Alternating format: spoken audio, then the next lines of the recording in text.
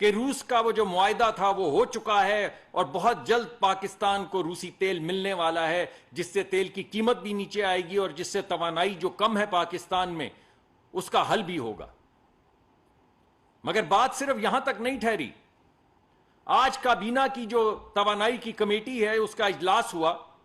اس نے وزیر اعظم نے منظوری دی کہ اس ملک میں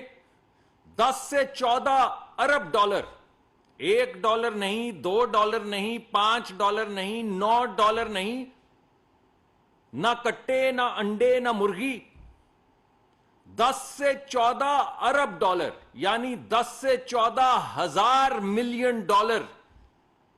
کہ یہاں پہ ایک ریفائنری لگائی جائے گی، جس کے لیے پاکستانی حکومت پہلے سے تگ و دو کر رہی ہے، مگر آج وہ پالیسی جو ہے اس کو فائنلائز کر کے اپروو کر دیا وزیر اعظم نے۔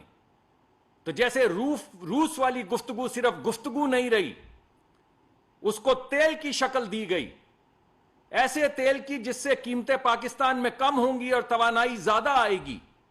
بالکل اسی طرح آج یہ فیصلہ کیا گیا کہ کوئی پائپ ڈریم یا خواب نہیں ہے کہ ایک ریفائنری لگے گی، پھر وہ لگے گی، پھر وہ بنے گی۔ آج اس کا اپروول دے دیا گیا ہے، اس کے لیے جو انویسٹمنٹ پیکج ہے، جو پالیسی ہے، اس کو فائنلائز کر کے اپروو کر دیا گیا ہے۔